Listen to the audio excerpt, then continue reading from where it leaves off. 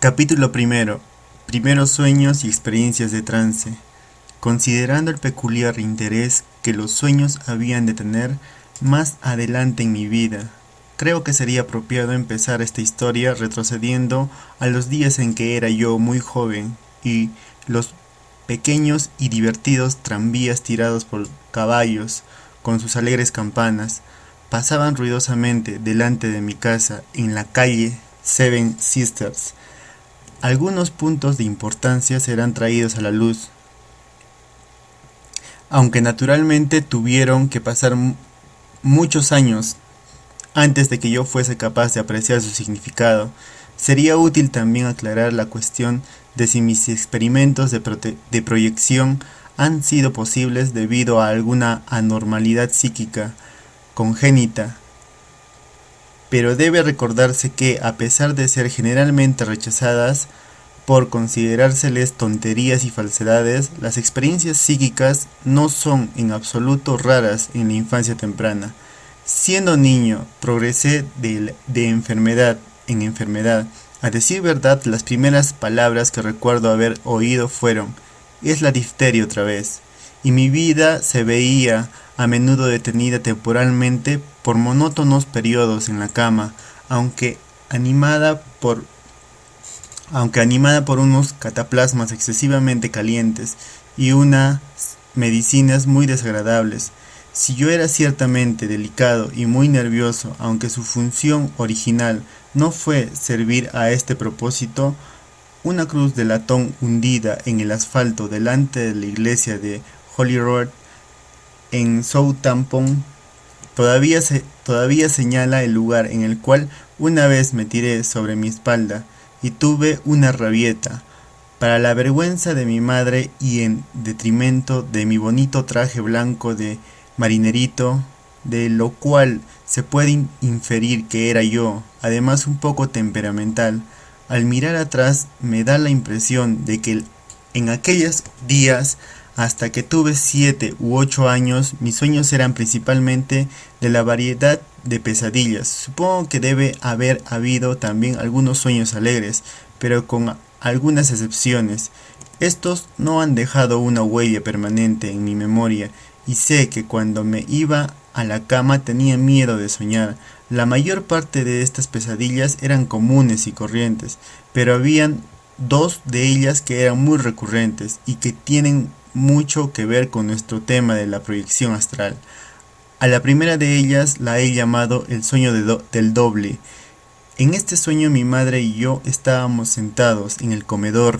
Casi siempre era de noche y la lámpara de aceite ardía y podía estar encendido el cálido fuego de la chimenea.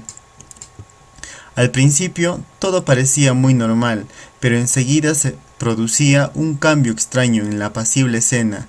Mi madre dejaba de hablar y me miraba fijamente con sus hermosos y apremiantes ojos, al tiempo que la luz de la lámpara y del fuego se iba apagando, mientras que otra luz dorada, que no parecía venir de ninguna parte, inundaba la habitación.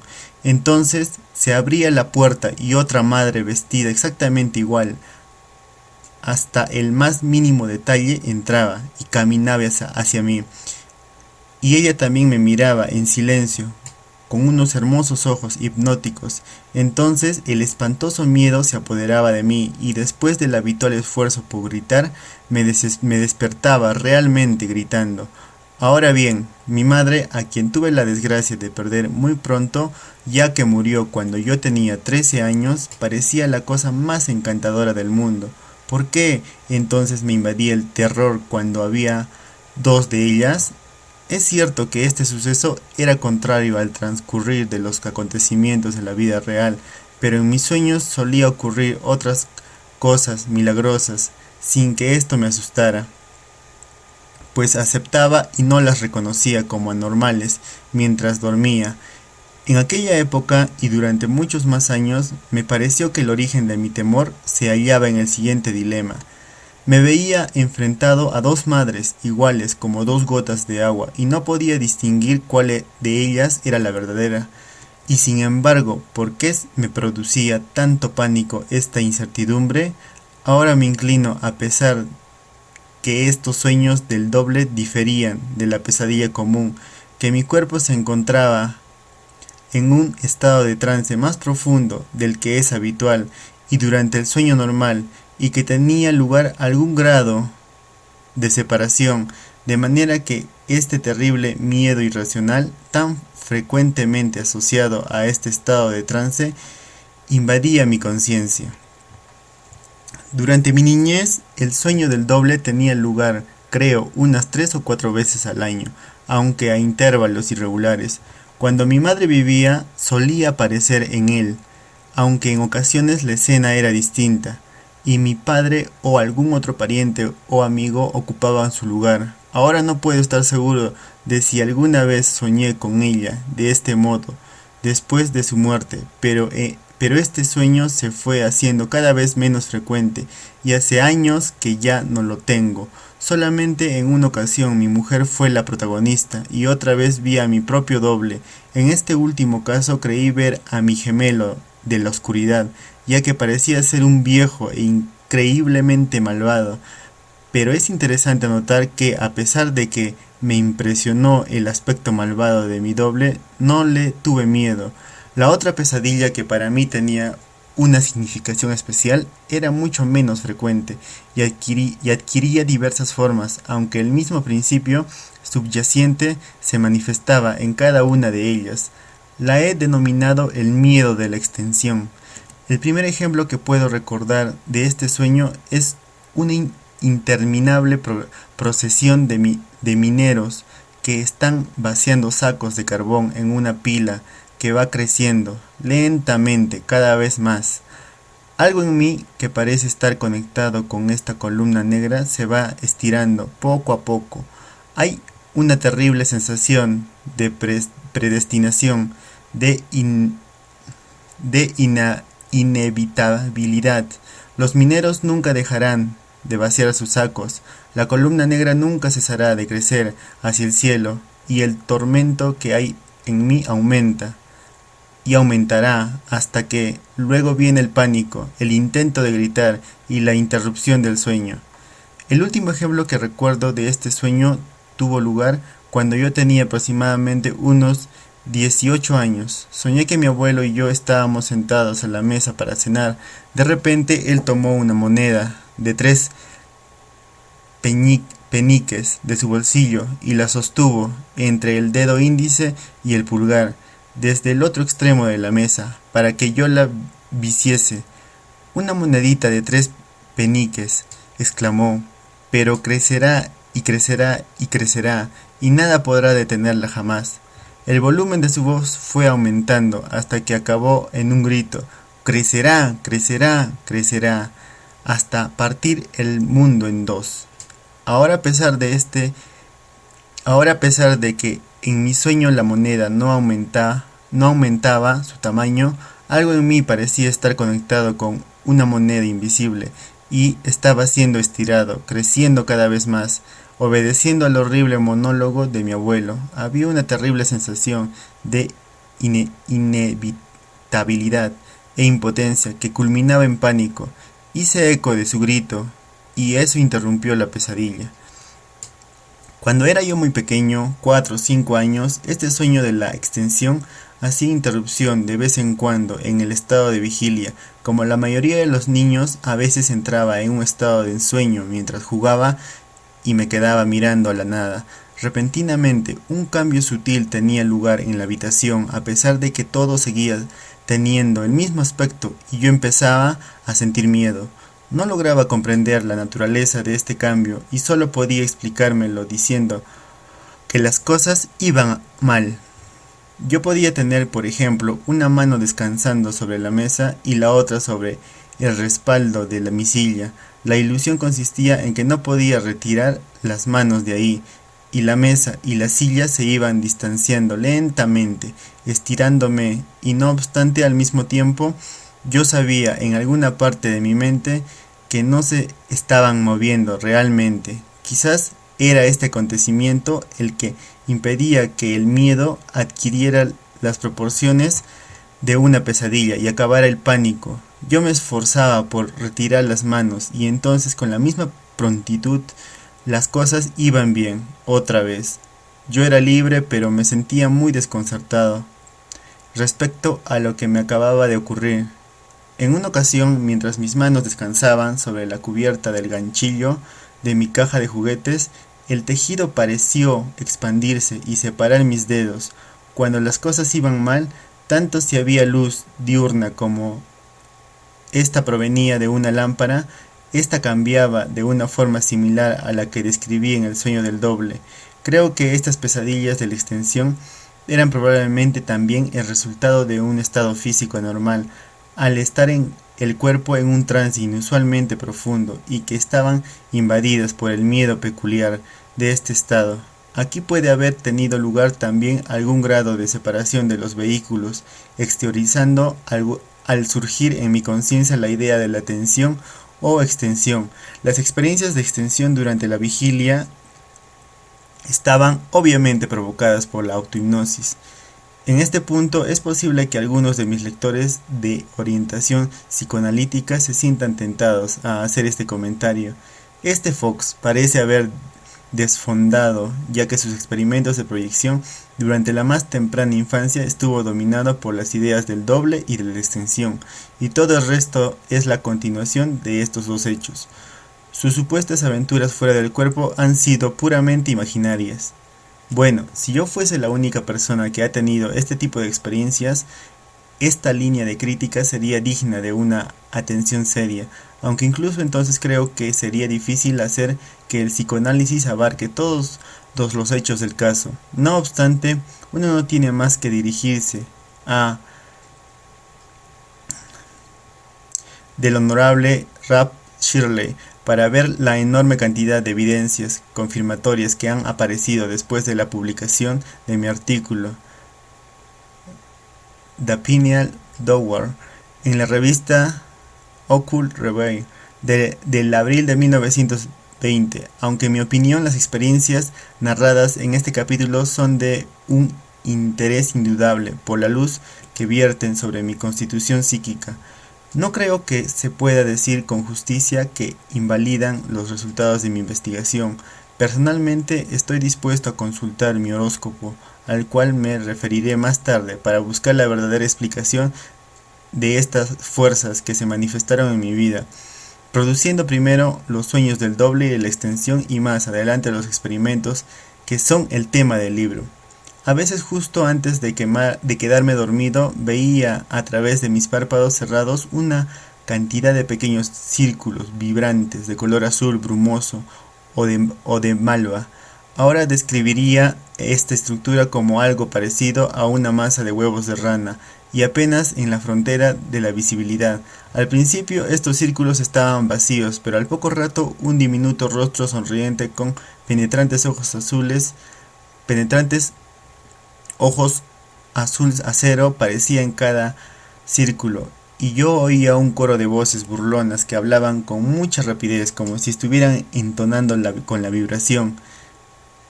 Eso es todo, ¿lo ves? Eso es todo, ¿lo ves? Siempre que decían lo mismo, pero nunca he sido capaz de rastrear el origen de esas palabras o de descubrir su significado. Si es que tienen alguno, y como la aparición de estos rostros siempre anunciaba una pesadilla particularmente desagradable, llegué a odiar su venida. Este estado de las cosas persistió durante 2 o 3 años, aunque debemos recordar que solo era capaz de ver estos círculos a intervalos irregulares de varias semanas, y luego sucedió lo inexplicable. Los círculos vibrantes aparecieron, varios vacíos al principio, y milagrosamente se llenaron de pequeños frascos de tinta de cristal, y no hubo ninguna pesadilla. A partir de entonces realicé una proeza de magia infantil. Cuando aparecían los círculos vacíos, yo daba la orden que sean soportes de tinta, pues en aquella época yo confundí el frasco con el soporte. Sin lugar a dudas, los pequeños frascos de cristal aparecían y no tenían ninguna pesadilla. pero debía ser rápido, o de lo contrario los pequeños rostros sonrientes entraban primero y yo oía sus palabras sin sentido, y a continuación llegaba la pesadilla. Este extraño incidente ofrece una buena ilustración del poder de la sugestión, pero tiene también un significado más profundo, ya que en mis experiencias fuera del cuerpo he notado en varias ocasiones, debajo del resplandor dorado que inundaba la habitación, esta cortina vibrante apenas visible de células circulantes, no sé lo que es, pero creo que siempre está presente a la espalda de las cosas. Si uno se concentra en ello, aunque con frecuencia no es notoria debido a la naturaleza más sobrecogedora del otro fenómeno, pero en mis experiencias de proyección, estos círculos vibrantes permanecen vacíos. Era únicamente en mi más temprana infancia que aquellos rostros endiablados o los amigables frascos de tinta aparecían en ellas. En la habitación en la que yo dormía había lo que solía llamarse una lámpara de cola de pez, una cosa del pasado como el farolero con un subara. A través de la transparente cristal de la esfera yo podía ver la luminosa llama en forma de abanico, con su cono central de color morado oscuro, azul oscuro, desde el cual unos pequeños puntitos rojos se disparaban hacia arriba. En mi estado soñoliento, yo solía observar estos puntos que se elevaban atravesando el oscuro espacio y se perdían en la luminosidad exterior, y a veces las cosas iban mal. De repente, la luz de la llama de gas reducía su intensidad, y esa misteriosa luz de un dorado pálido que provenía de ninguna parte inundaba la habitación. Yo oía sonidos extraños, crujidos y chasqueos, mientras pequeños rayos de luz azul como relámpagos en miniatura eran lanzados desde las esquinas de la habitación, y luego llegaba la aparición, un hombre con un rostro horriblemente grotesco, un lobo de ojos encendidos, un león, una enorme serpiente, un gran oso negro erguido, y de manera que alcanzaba el techo. Veía todos estos distintos momentos, y yo no hacía más que gritar y gritar. La aparición permanecía bastante quieta, mirándome ceñuda, y yo podía oír a mi madre que corría escaleras arriba en respuesta a mi frenético SOS. Pero tan pronto como ella hacía girar el tirador de la puerta, la aterradora bestia se esfumaba y las cosas iban bien otra vez. Esto debe haber sido muy irritante para mi madre, pero ella era siempre dulce y cariñosa conmigo.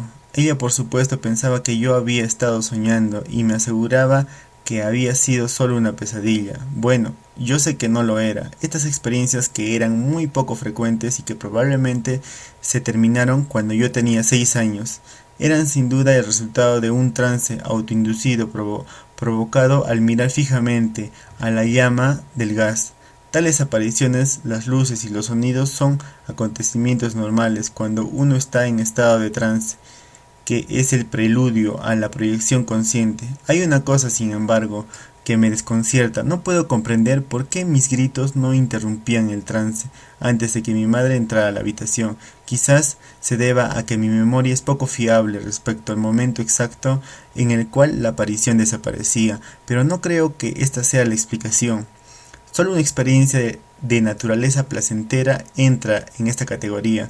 Un pequeño y gracioso personaje vestido de marrón, semejante a los génomos de jardín que uno está un poco harto de ver hoy en día, trepó a mi cama y esbozó una sonrisa tranquilizadora. Señaló en dirección a una pantalla que se hallaba cerca, y luego apareció un resplandeciente círculo de luz que ahora me recuerda a la linterna mágica, aunque creo que nunca había visto una en la época en que esto sucedió. En este círculo, desde sus comienzos brumosos, apareció gradualmente una escena encantadora, vívidamente coloreada, de una granja, y todo se movía: caballos, vacas, perros, etc., todos moviéndose, patos que nadaban en un estanque, una mujer con un vestido azul que saludaba desde la puerta de la granja. Al poco rato la imagen se desvaneció, el génomo desapareció, despidiéndose con una inclinación de cabeza y una sonrisa, y yo me quedé aparentemente despierto y muy perplejo. El principal punto de interés aquí en el círculo de luz, ya que en los años que vinieron a continuación lo volví a ver, aunque sin el génomo, y la escena de la granja. Otros investigadores han destacado un fenómeno similar. Me veo tentado a narrar una experiencia más de mi temprana infancia. Aunque no tenía nada que ver con el tema de proyección, me encontraba recostado sobre mi cama. Era de día y me sentía muy contrariado. Quizás me había portado especialmente mal y me habían enviado a la cama más temprano de lo acostumbrado. La vida era un aburrimiento, mis padres eran injustos y dormirme implicaba sueños y posiblemente los malos. Pero no había nada que yo pudiera hacer al respecto, de manera que cerré los ojos e inmediatamente oí el sonido más prodigioso como una gran orquesta de trompetas celestiales. Abrí los ojos maravillados y me quedé parpadeando a la luz del día, pues la noche había terminado. Había pasado aparentemente en un segundo, y casi 50 años más tarde sigue siendo la única experiencia de esta naturaleza que he tenido, pues a pesar de que puedo despertar sin recordar haber soñado, aún así tengo la sensación de haber estado en la cama durante varias horas, y la atmósfera del sueño que no recuerdo todavía permanece. ¡Ay sí! Grandes cambios han tenido lugar en la calle de Seven Sisters. Los alegres tranvías de juguetes hace ya mucho tiempo que han ido a parar a un montón de chatarra, y los caballos que tiraban de ellos pastan en los campos elíseos. Al menos eso espero. La vieja casa, sin embargo, aún existe, y de vez en cuando paso por ahí para contemplar una vez más las ventanas de las habitaciones en las que las cosas iban mal, hace ya muchos años. En Finsbury Park el cambio no ha sido tan grande. Los árboles que conocimos aún están ahí, y también una de las fuentes para beber agua que me prohibían usar. A veces me siento ahí y puedo ver, aunque no sea más que en mi imaginación, a una dama muy elegante cuya belleza el tiempo nunca apagará. Ella llega a través de los años para saludarme, y los pequeños rizos dorados que coronaban su frente resplandecen bajo el sol.